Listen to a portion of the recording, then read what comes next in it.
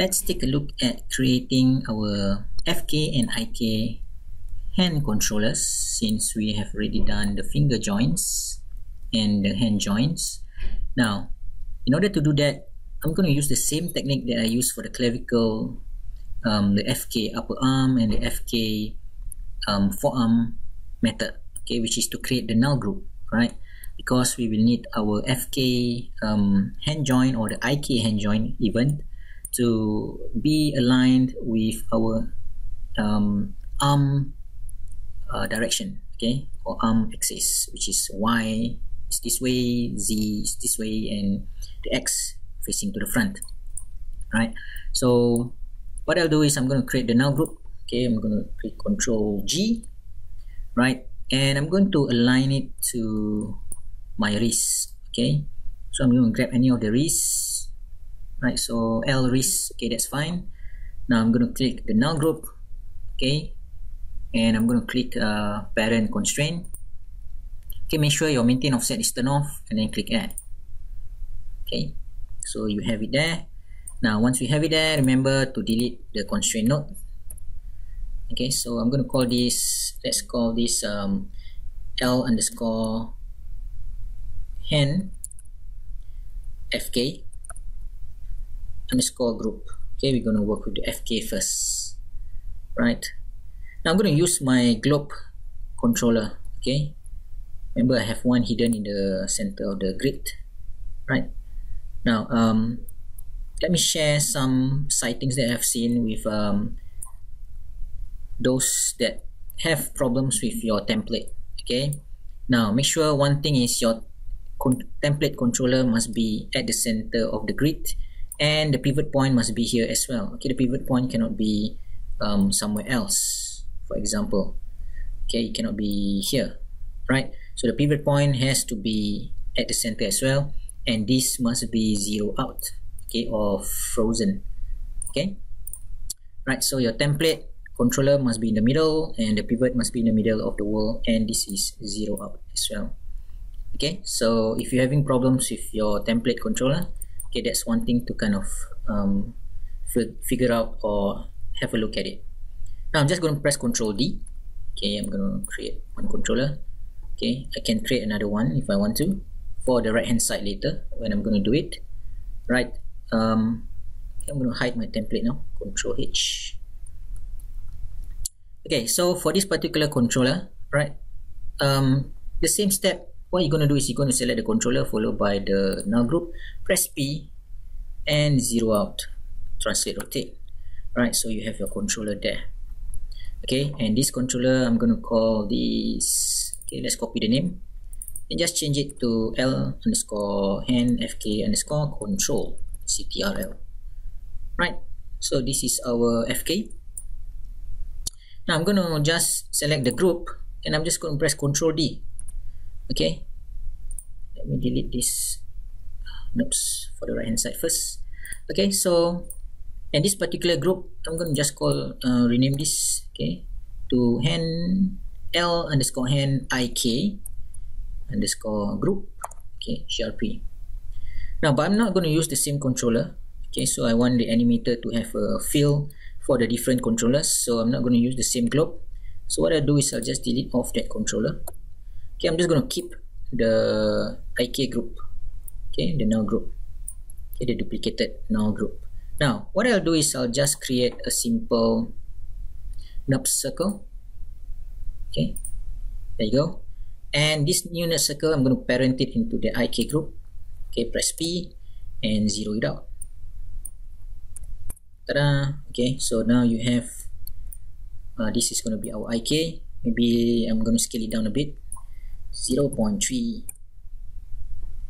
Okay, if you find that it's too close, okay, 0.33. Okay, there you go.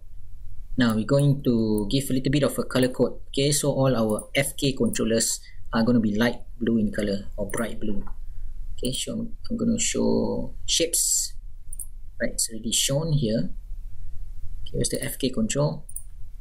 And because of the globe, we need to do one by one, okay. Let's find the bright blue, okay, for the different shape nodes here. unfortunately. Right? Okay, then I'm just going to hide the shapes. Okay, and I'm going to just leave the IK as the darker blue. Okay, the default blue. So my animators can see, okay, all my FK controllers are bright. Okay, including the clavicle, which is acts like an FK as well. And my IK is going to be the dark one. Okay, so when I do for the right hand side, it's going to be the same. It's going to be a bright red, and the FK can be a dark red. Okay, you can find it in the attribute editor. Okay, drawing overrides. Right now, so there you go. So you have the FK group and FK controller, IK group and the IK controller. Okay, let's rename the IK controller. Okay, L_hen IK_CTRL.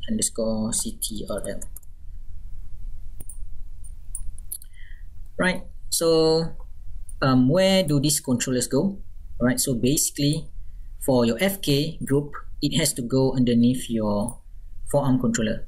Okay, just like your forearm null group goes underneath your upper arm controller. Okay, let's have a look at this. Okay, you can select the controller, go to your outliner, press F. Right, it will automatically expand to that particular object.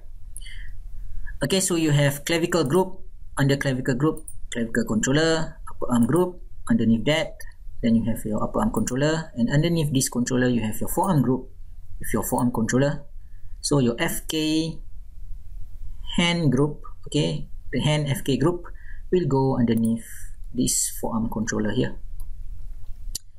Right, so when your forearm rotates or the elbow rotates, okay, this controller is going to be at the wrist. Right, now let's close that. Okay, so that you don't be confused. Now how about our hand IK group? Okay, that's going to be parented straight to the world. The main control. Okay, not the world. Right, I'm looking straight at the grid. Right, so slip of the tongue there. So it should be your main controller. Okay, so select your hand IK group, followed by the main controller. Press P. Right, so when you move your whole character, okay, your IK controller will follow as well. Okay, whereas if you move the character body, okay, oops, let's put this follow. Okay, only the FK controller will follow. Okay, the FK hand will follow, but not the IK hand. Right, now okay, before we go a step further, right, so that's creating the controllers.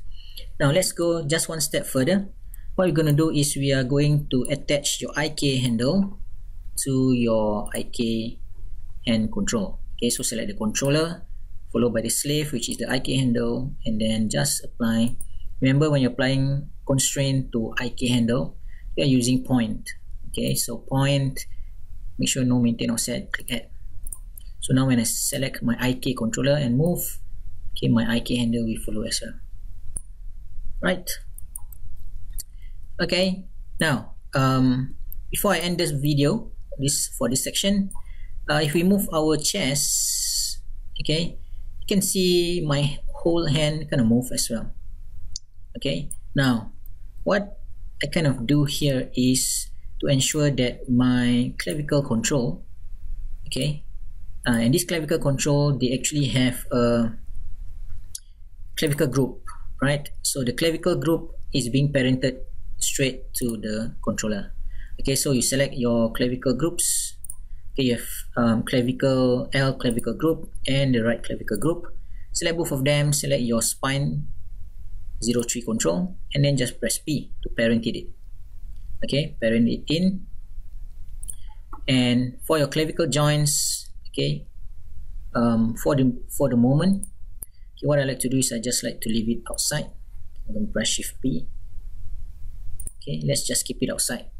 Right, so in the next video, okay, we'll be taking a look at how to kind of switch between the IK and the FK arm.